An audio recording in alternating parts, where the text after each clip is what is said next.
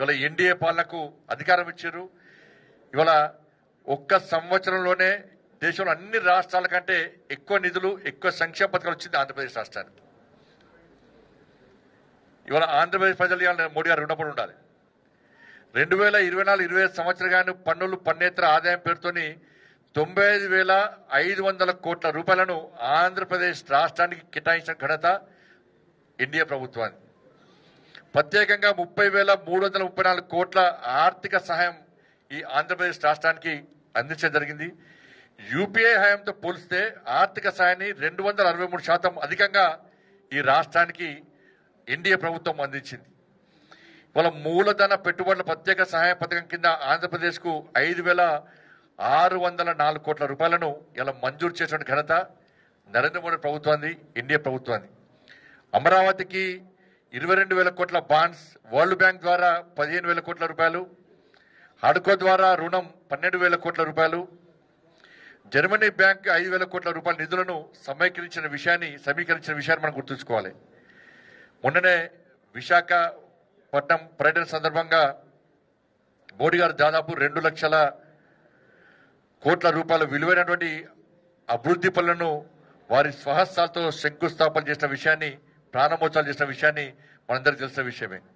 అట్లాగే ఇటీవలే అమరావతి పునర్నిర్మాణ కార్యక్రమానికి ఇచ్చేసిన ప్రధానమంత్రి గారు ఇవాళ ఎన్డీఏ పాలనకు అధికారం ఇచ్చారు. ఇవాళ ఒక్క సంవత్సరంలోనే దేశంలో అన్ని రాష్ట్రాల కంటే ఎక్కువ నిధులు, ఎక్కువ సంక్షేమ పథకాలు వచ్చింది ఆంధ్రప్రదేశ్ రాష్ట్రానికి. ఇవాళ ఆంధ్రప్రదేశ్ ప్రజలు ఇవాళ మోడీ గారు రుణపడి ఉండాలి. 2024-25 సంవత్సరం గాను పన్నులు పన్నేతర ఆదాయం పేరుతోని 95,500 కోట్ల రూపాయలను ఆంధ్రప్రదేశ్ రాష్ట్రానికి కేటాయించిన ఘనత ఎన్డీఏ ప్రభుత్వాన్ని. ప్రత్యేకంగా 30,334 కోట్ల ఆర్థిక సహాయం ఈ ఆంధ్రప్రదేశ్ రాష్ట్రానికి అందించడం జరిగింది.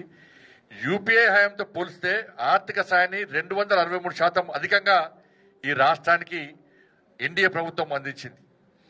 వాళ్ళ మూలధన పెట్టుబడుల ప్రత్యేక సహాయ పథకం కింద ఆంధ్రప్రదేశ్కు 5,604 కోట్ల రూపాయలను ఇలా మంజూరు చేసిన ఘనత నరేంద్ర మోడీ ప్రభుత్వాన్ని, ఎన్డీఏ ప్రభుత్వాన్ని.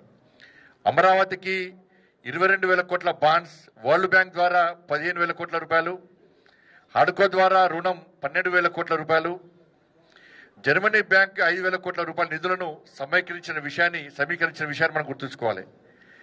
మొన్ననే విశాఖపట్నం పర్యటన సందర్భంగా మోడీ గారు దాదాపు 2 లక్షల కోట్ల రూపాయల విలువైనటువంటి అభివృద్ధి పనులను వారి స్వహస్తాలతో శంకుస్థాపన చేసిన విషయాన్ని, ప్రారంభోత్సవాలు చేసిన విషయాన్ని మనందరికీ తెలిసిన విషయమే. అట్లాగే ఇటీవలే అమరావతి పునర్నిర్మాణ కార్యక్రమానికి ఇచ్చేసిన ప్రధానమంత్రి గారు